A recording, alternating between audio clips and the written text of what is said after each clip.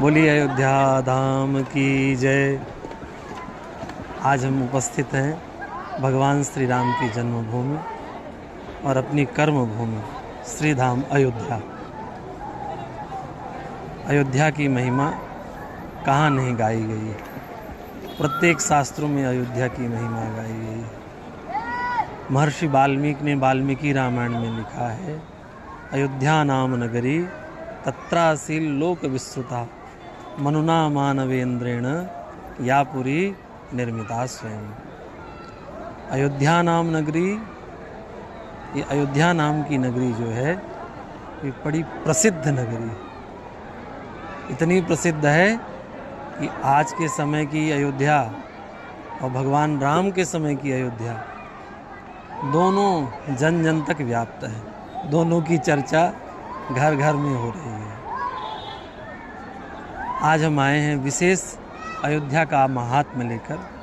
हर महीने में तो अयोध्या की महिमा, अयोध्या के ठाकुर का महात्म्य हम कहते सुनते हैं, पर श्रावण के मास में अयोध्या धाम की महिमा, रामलला सरकार की महिमा और बढ़ जाती है। वैसे श्रावण मास भगवान शिव के नाम से ही जाना जाता है, क्योंकि श्रावण मास में जगह जगह संपूर्ण भारतवर्ष में भगवान शिव की पूजा होती है। हमारे पीछे एक मंदिर दिख रहा होगा आपको, श्री नागेश्वर नाथ। यहाँ भी भगवान शिव की उपासना होती है। इस मंदिर की स्थापना भगवान श्री राम के पुत्र कुश और लव ने करवाई थी। तब से लेकर आज तक ये मंदिर यथावत है और इसकी सेवा पूजा लोग करते हैं। श्रावण मास में भक्त लोग आते हैं, जल चढ़ाते हैं, उनकी कामना पूरी होती है। तो शिव जी की महिमा तो है ही, और विशेष राम जी की महिमा क्या? का राम जी हमारे मर्यादा पुरुषोत्तम, सरल स्वभाव छुअत छलना है। इतने सरल हैं, इतने शांत हैं, इतने सहज हैं कि चंचलता दिखती ही नहीं। पर इस मास में राम जी की चंचलता भी भक्तों के सामने प्रकट। क्यों? राम जी श्रावण मास में कदम के डाल पर चढ़ जाते हैं और उसी की एक डाल को लेकर झूला झूलने लगते हैं। सरयू जी की नदी में गोता लगाते हैं। बरसात के दिनों में वैसे भी सरयू का जल बढ़ जाता है, और उन सब दिनों में जब जल बढ़ जाता है सरयू जी का, तो उसी जल में चारों भाई जो है गोता लगाते हैं, तैरते हैं।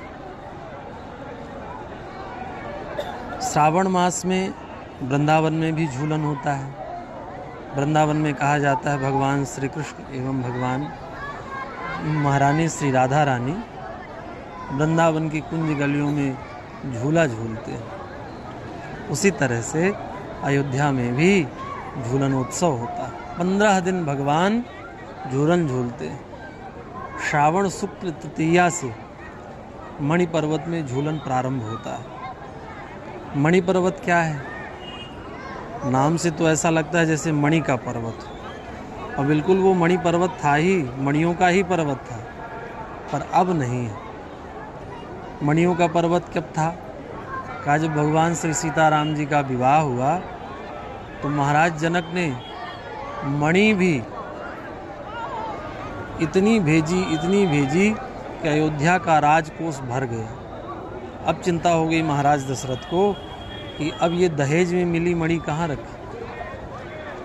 तो विश्वामित्र जी, वशिष्ठ जी, वामदेव जी, इन ऋषियों ने कहा महाराज एक जगह इन मणियों को स्थापित कर दो। तो जिस जगह पर इस मणियों को स्थापित किया गया, तो मणि का एक समूह, मणि की एक राशि, मणि का एक पहाड़ ही बन गया। बाद में कालांतर में वो जगह मिट्टी के रूप में परिणित हो गई। पहले भी भगवान मणि पर्वत के पार्श्व प्रदेश में एक वन था, वहाँ झूला झूलते थे।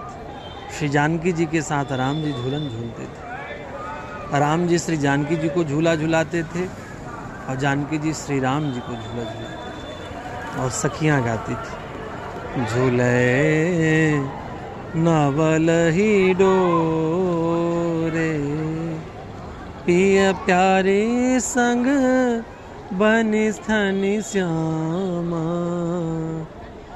पिया प्यारे संग बनि ठनि श्यामा।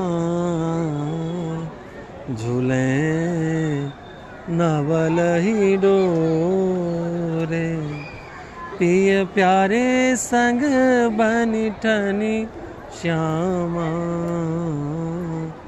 झूले नवल ही डोरे।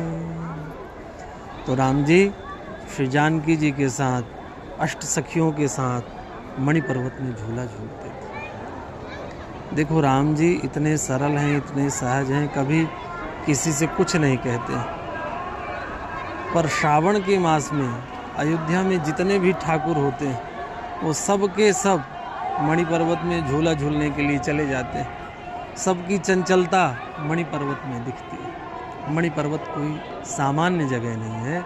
मणि पर्वत ऐसी जगह है जहाँ हिंदू संतों को तो छोड़ दो, मुस्लिम संतों को भी भगवान का दर्शन हुआ है, हनुमान जी का दर्शन हुआ है।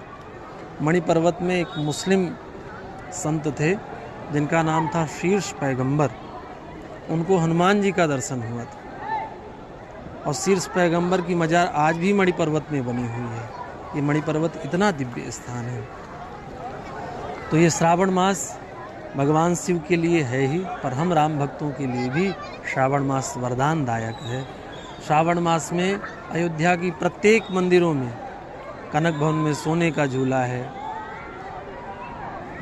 अन्यान्य मंदिर वेदांती मंदिर में भी सोने के झूले में भगवान झूलते हैं। और हमारे स्वामी जी द्वारा स्थापित श्री राम हर्षण कुंज अयोध्या में एक ऐसा स्थान है जहाँ आज भी ऐसा लगता है कि ठाकुर जी प्रत्यक्ष होकर विराजित। कभी आप अयोध्या आवें तो श्री राम हर्षण कुंज अवश्य आवें। वहाँ देखिए सावन झूला किस रूप से, किस उत्साह के साथ मनाया जाता है। बात अभी अधूरी रह गई है, फिर आने वाले वीडियो में हम आपको ज़रूर दिखाएंगे, पूरी बात बताएंगे। बोलिए सियावर रामचंद्र की जय। श्री झूलन बिहारी बिहारिणी जू की जय।